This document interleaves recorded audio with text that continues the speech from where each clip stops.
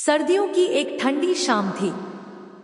कोहरे की हल्की चादर ने पूरे कस्बे को ढक लिया था। रेलवे स्टेशन की एक बेंच पर एक बूढ़ी औरत बैठी थी। उसकी झुर्रियों भरी आंखों में एक अनकही दास्तान थी। हाथ में एक पुरानी चिट्ठी थी जो वक्त की मार से मटमैली हो चुकी थी। उसका नाम सावित्री था। हर शाम वह इसी बेंच पर आकर बैठती, आने जाने वाली ट्रेनों को देखती और फिर थके कदमों से अपने घर लौट जाती। कस्बे के लोग उसे देखते, पर कोई कुछ नहीं पूछता। वह बस एक भूली बिसरी याद की तरह थी। उसकी कहानी कोई नहीं जानता था, सिवाय उस चिट्ठी के। सावित्री का बेटा अजय बहुत होनहार था, पढ़ाई में तेज और माँ से बेइंतहा प्यार करने वाला। जब उसे शहर में नौकरी मिली तो उसने माँ से वादा किया, बस थोड़े दिन की बात है माँ, मैं तुम्हें लेने आऊंगा, फिर हम साथ रहेंगे। माँ ने बेटे की खुशी के आगे अपने अकेलेपन की परवाह नहीं की।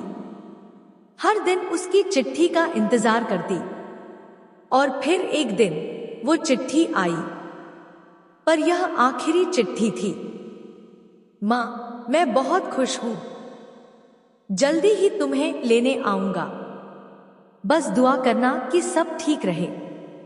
इसके बाद कोई चिट्ठी नहीं आई, कोई खबर नहीं मिली।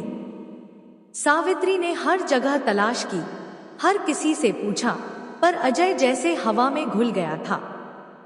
कुछ लोगों ने कहा कि वह किसी हादसे का शिकार हो गया, कुछ ने कहा कि शहर की चकाचौंध में खो गया, पर एक माँ के दिल को यकीन नहीं था।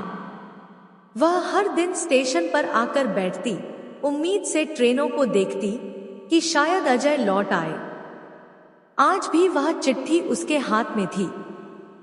उसकी आंखें ट्रैक पर दौड़ती ट्रेन को देख रही थी, जैसे उसमें अपने अजय को खोज रही हो।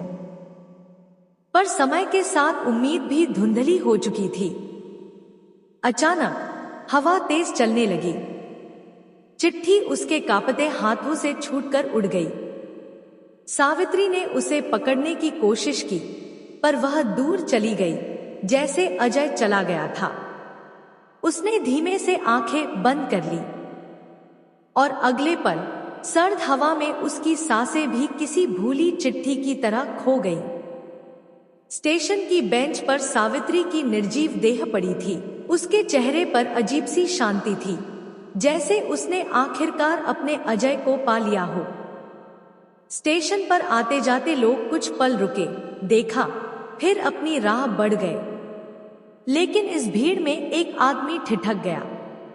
उसकी आंखों में शौक और पछतावे की लकीरें थी।